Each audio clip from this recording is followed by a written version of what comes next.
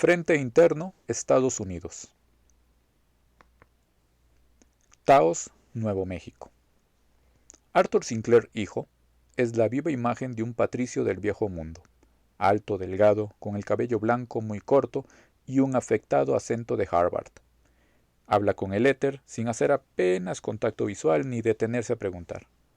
Durante la guerra, el señor Sinclair era el director del recién formado Departamento de Recursos Estratégicos del gobierno estadounidense, o DESREST, por su nombre en inglés. No sé a quién se le ocurrió por primera vez el acrónico DESREST, ni si eran consciente de lo mucho que sonaba como distress. Pero sin duda no podía haber sido más apropiado. Establecer una línea de defensa en las montañas rocosas había creado una zona segura teórica, aunque en realidad la zona consistía principalmente en escombros y refugiados. Había hambre, enfermedades y millones de personas sin hogar. La industria estaba en un estado desastroso. El transporte y el comercio habían desaparecido. Y a todo esto se sumaba el ataque de los muertos vivientes contra la línea de las rocosas y su aparición en nuestra zona segura. Teníamos que conseguir que aquella gente se recuperase, darles ropa, alimentos, alojarlos, ponerlos a trabajar. Si no, la supuesta zona segura no haría más que anticiparse a lo inevitable. Por eso se creó el DESRES y, como puede imaginarse, tuve que informarme mucho sobre la tarea. Ni se imagina la cantidad de datos que reuní en esta vieja corteza cerebral durante los primeros meses. Informes, visitas de inspección. Cuando conseguía dormir, lo hacía con un libro bajo la almohada. Cada noche uno diferente, desde Henry J. Kaiser a von Guyen-Yap. Necesitaba todas las ideas, todas las palabras, cada gramo de conocimiento y sabiduría que me ayudase a unificar un paisaje fracturado y convertirlo en una moderna máquina de guerra americana. De haber estado vivo, mi padre seguramente se habría reído ante mi frustración. Él siempre había sido un defensor del New Deal. Trabajaba en colaboración con la FDR como interventor del estado de Nueva York. Utilizaba métodos de naturaleza casi marxista, la clase de colectivización que haría que Ayn Rand se levantase de su tumba y se uniese a las filas de los muertos vivientes. Siempre rechacé las lecciones que intentaba impartirme y me alejé todo lo que pude hasta llegar a Wall Street, para poder evitarlas. Y entonces de repente me encontré devanándome los sesos para recordarlas. Una cosa que la generación del New Deal, hizo mejor que ninguna otra de la historia de Estados Unidos, fue encontrar y recoger las herramientas y el talento que necesitaban. Herramientas y talento, un término que oyó mi hijo en una película. Creo que describe bastante bien nuestro trabajo de reconstrucción. Talento. Se refiere a la mano de obra potencial, su nivel de trabajo cualificado y cómo ese trabajo podía realizarse de forma eficaz.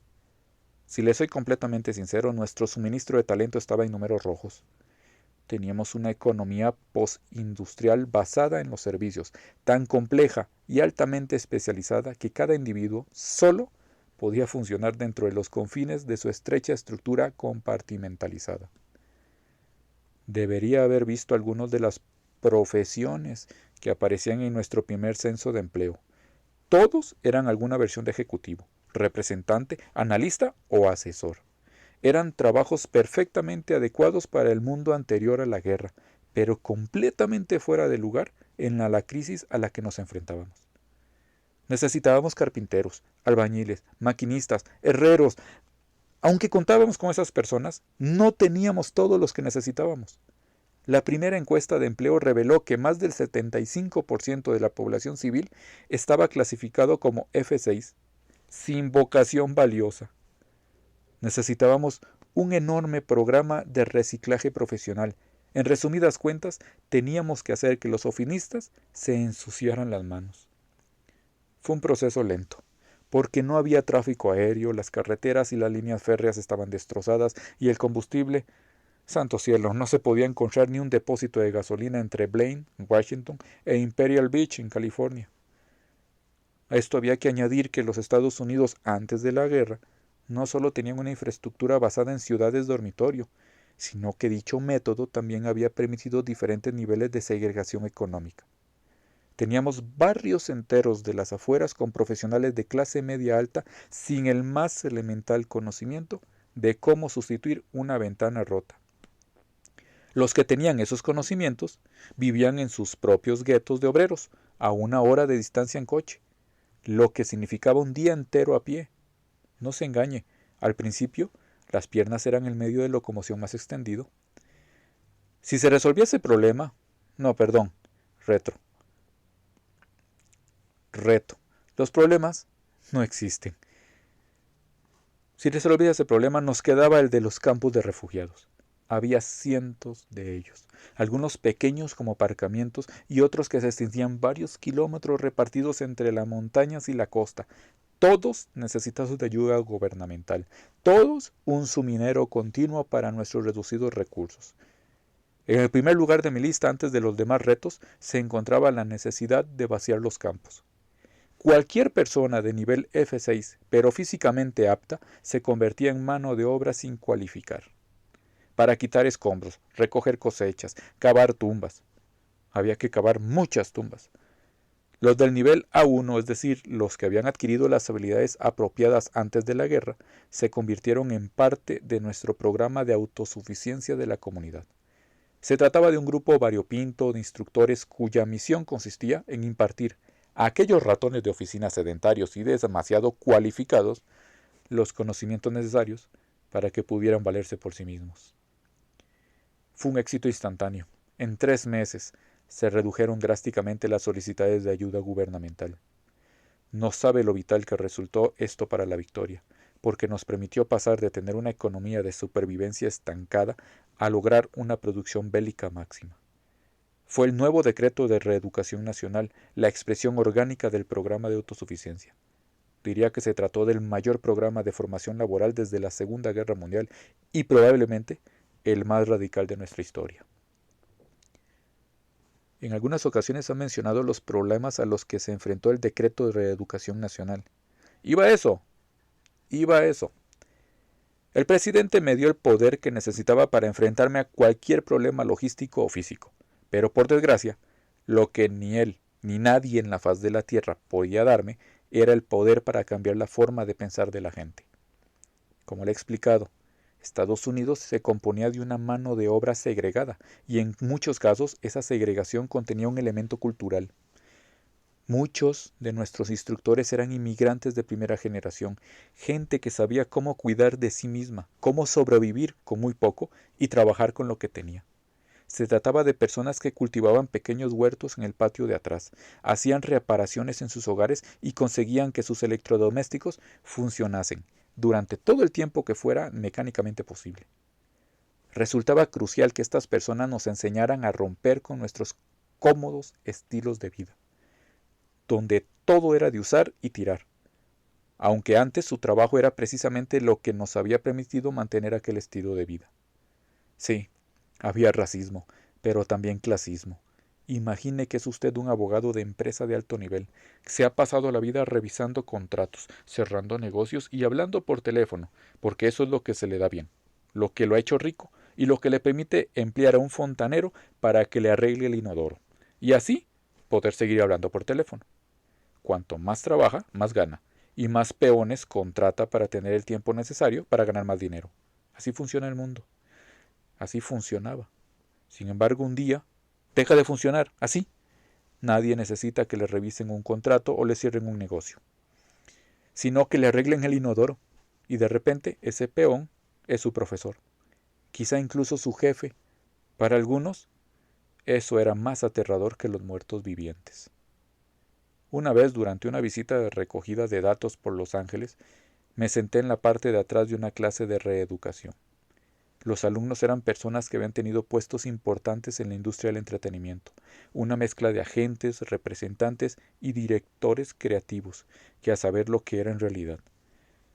Puedo entender su resistencia, su arrogancia, porque antes de la guerra el entretenimiento era la exportación más valiosa de los Estados Unidos y de repente los están formando para convertirse en vigilantes de una fábrica de municiones de Bakersfield en California. Una mujer, una directora de casting, estalló. ¿Cómo se atrevían a degradarla de aquella manera? Ella, que tenía un máster en teatro conceptual, que habría elegido el reparto de los 3 telecomedias más vistas de los últimos 5 años y que ganaba más en una semana que la de su instructora podía ganar en varias vidas. No paraba de llamar a la instructora por su nombre de pila. Magda, decía una y otra vez. Magda, ya basta. Magda, por favor. Al principio creí que aquella mujer estaba siendo maleducada, que degradaba a su instructora negándose a llamarla de usted, pero después supe que la señora Magda Antonova había sido la mujer de la limpieza de la ejecutiva. Sí, fue muy duro para algunos, aunque muchos después reconocieron que obtenían más satisfacción personal en sus nuevos trabajos que en cualquier cosa que se asemejara a lo anterior, a lo antiguo. Conocí a un caballero en un transbordador que iba de Portland a Seattle. Había trabajado en el departamento de derechos de autor de una agencia de publicidad. En concreto, se encargaba de conseguir los derechos de canciones rock clásicas para los anuncios de televisión. En aquel momento, trabajaba ahora de desollinador. Como casi todas las casas de Seattle se habían quedado sin calefacción central y los inviernos eran más fríos y largos, siempre estaba ocupado. Ayudo a que mis vecinos no pasen frío, me dijo con orgullo. Sé que suena demasiado las imágenes perfectas del primer pintor, Norman Rockwell, pero escuchaba historias como aquella continuamente. ¿Ves esos zapatos? Los he hecho yo. Ese jersey está hecho con la lana de mis ovejas. ¿Le gusta el maíz? Es de mi huerto. Era el resultado de un sistema más localizado que le permitía a la gente ver los frutos de su labor y sentir el orgullo de saber que estaban contribuyendo de manera clara y concreta a la victoria. Logró que me sintiera estupendamente por ser parte de aquello y necesitaba sentirme así porque hacía que no me volviese loco con la otra parte de mi trabajo. Hasta ahí llega el talento. Las herramientas son las armas de la guerra y los medios industriales y lógicos con los que se construyen esas herramientas. Hace girar su silla, me señala un cuadro que tiene encima del escritorio, me inclino hacia adelante y veo que no es un cuadro, sino una etiqueta enmarcada. Ingredientes: melaza de los Estados Unidos, anís de España, regaliz de Francia, vainilla bourbon de Madagascar, canela de Sri Lanka, clavo de Indonesia, gaulteria de China, aceite de pimienta de Jamaica, aceite balsámico de Perú. Y eso solo para conseguir una botella de la popular cerveza de hierbas sin alcohol, que teníamos o tomábamos antes de la guerra. No estábamos hablando de algo como un ordenador de sobremesa o un portaaviones nuclear. Pregúntele a cualquiera cómo ganaron los aliados la Segunda Guerra Mundial. Puede que los que tengan pocos conocimientos sobre el tema respondan que porque éramos más o porque nuestros generales eran mejores. Los que no tengan conocimiento alguno quizá mencionen las maravillas tecnológicas como el radar o la bomba atómica. Frunce el ceño. Cualquiera que entienda rudimentariamente ese conflicto le dará las 3 razones reales. Primero, la capacidad para fabricar más material, más balas, más comida y más vendas que el enemigo. Segundo, los recursos naturales disponibles para fabricar el material. Y tercero, los medios logísticos no solo para transportar los recursos hasta las fábricas, sino para transportar los bienes terminados al frente. Los aliados tenían los recursos, la industria y la logística de un planeta entero, mientras que el eje, por otro lado, dependía de los escasos bienes que sacaban del interior de sus fronteras. En esta guerra, nosotros éramos el eje. Los muertos vivientes controlaban casi todo el territorio del planeta, mientras que la producción bélica estadounidense dependía de lo que pudiéramos recoger dentro de los límites de los estados occidentales. Olvídese de las materias primas de las zonas seguras extranjeras.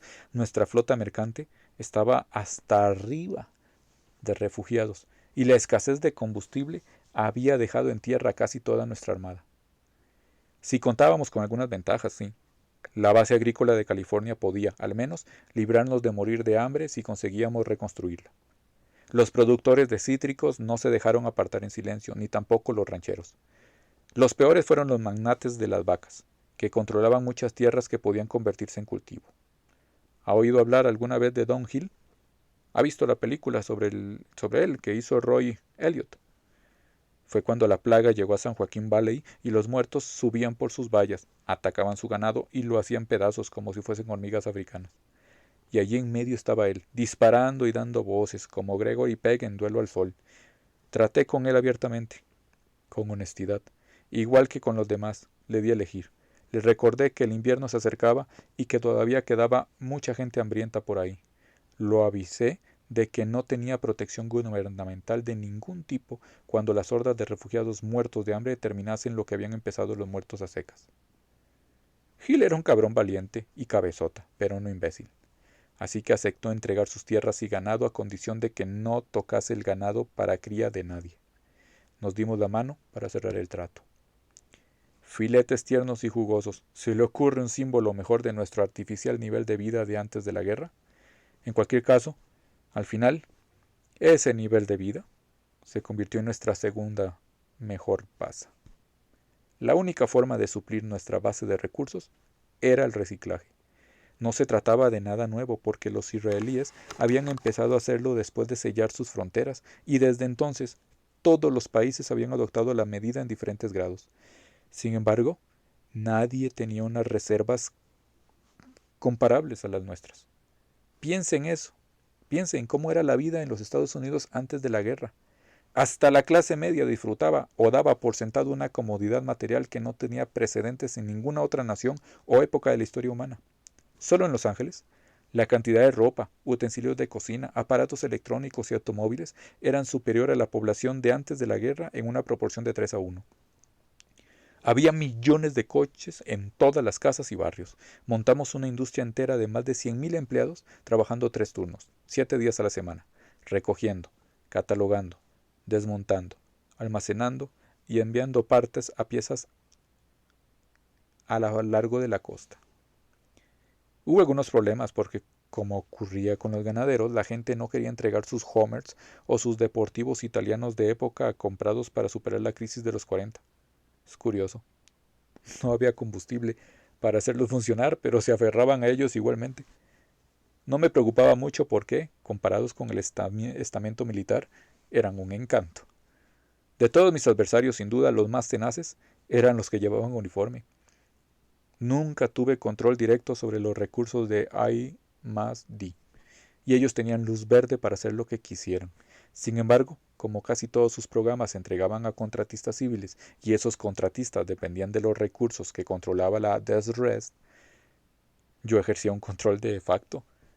«No puede meter en un armario nuestros bombarderos Stealth», me gritaban, o «¿Quién?», omitió el insulto, «se cree que es para cancelar nuestra producción de tanques». Al principio intenté razonar con ellos. El M1 Abrams tiene un motor a reacción. ¿Dónde va a encontrar combustible para eso? ¿Para qué necesita un avión Stealth si su enemigo no tiene radar? Intenté hacerles ver que teniendo en cuenta el material que teníamos para trabajar y el enemigo al que nos enfrentábamos, simplemente debíamos conseguir los máximos beneficios con nuestras inversiones o, en sus propias palabras, aprovechar bien la pasta. Eran insufribles. Llamaban por teléfono a cualquier hora o aparecían en mi oficina sin previo aviso. Supongo que no se les puede culpar, todos lo tratábamos muy mal después de la última guerra menor, y además lo hicieron pedazos en Yonkers. Estaban al borde del fracaso absoluto y muchos necesitaban desahogarse de alguna forma. Sonríe con complicidad. Empecé mi carrera negociando en la bolsa de Nueva York, así que sé gritar tan alto y durante tanto tiempo como cualquier sargento instructor profesional. Después de cada reunión, esperaba que llegase la llamada que temía y deseaba a partes iguales. «Señor Sinclair, le habla el presidente. Solo quiero agradecerle sus servicios, pero me temo que ya no serán necesarios». Nunca llegó. Supongo que nadie más quería el puesto. No digo que no cometiese errores. Sé que fui demasiado estricto con el cuerpo D de las Fuerzas Aéreas. No entendía sus protocolos de seguridad ni lo que podían conseguir los dirigibles en la guerra contra los muertos. Solo sabía que contábamos con un suministro muy reducido de helio y que no teníamos ninguna intención de derrochar vidas y recursos en una flota de Hindenburg submodernos. También tuve que intervenir el presidente nada menos para convencerme de que reabriese el proyecto de fusión fría experimental de Livermore. Sostuvo que aunque todavía quedaban como mínimo décadas para conseguir avances, pensar en el futuro hace que la gente sepa que tendremos uno. Yo era demasiado conservador con algunos proyectos y con otros era demasiado liberal. El proyecto Chaqueta Amarilla, todavía me doy de tortas cuando pienso en él. Aquellos intelectualuchos de Silicon Valley, todos ellos genios en sus campos, me convencieron de que tenían un arma increíble con la que ganaríamos la guerra, en teoría, a las 48 horas de su despliegue. Podían construir micromisiles, millones de ellos, del tamaño de balas de precursor anular del calibre 22, que podían lanzarse desde aviones y guiarse por satélite hasta los cerebros de todos los zombies de Norteamérica. Suena asombroso, ¿verdad? Pues a mí me lo parecía. Cuando pienso en lo que tiramos en ese agujero, lo que podríamos haber producido, ay, no tiene sentido darle más vueltas. Podía haber estado dándome cabezazos contra los militares durante toda la guerra, pero por suerte al final no tuve que hacerlo. Cuando Travis de Ambrosia se convirtió en presidente de la Junta de Jefes de Estado, no solo se inventó la relación recursos-muertes, sino que desarrolló una estrategia exhaustiva para ponerla en funcionamiento. Siempre le hacía caso cuando me decía que cierto sistema armamentístico era vital. Confiaba en su opinión en temas como el nuevo el uniforme de combate o el fusil de infantería estándar. Lo que resultó sorprendente fue ver cómo la cultura de la relación recursos-muertes empezaba a calar en las tropas. Oía a los soldados hablando en las calles, en los bares y en los trenes. ¿Por qué tener X cuando por el mismo precio podemos tener 10? 10Y, que matan 100 veces más zombies. Los soldados empezaron incluso a tener sus propias ideas, a inventar herramientas más rentables de las que nosotros podíamos haber imaginado. Creo que lo disfrutaron, improvisar, adaptarse, ser más listos que nosotros, los burócratas. Los marines fueron los que más me sorprendieron. Siempre había creído en el mito de que eran unos neandertales estúpidos con mandíbulas cuadradas y exceso de testosterona. Nunca supe que una de sus virtudes más apreciadas era la improvisación, porque los marines siempre tienen que obtener sus recursos a través de la armada y a los almirantes no les hace mucha gracia combatir en tierra.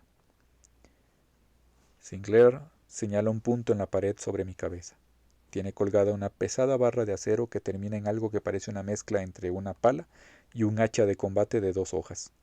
Su nombre oficial es Herramienta de Afianzamiento de Infantería Estándar, aunque para la mayoría es el lomotomizador o simplemente el lobo.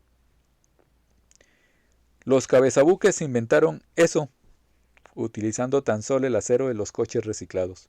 Fabricamos 23 millones durante la guerra. Sonríe con orgullo. Y todavía siguen fabricándolos.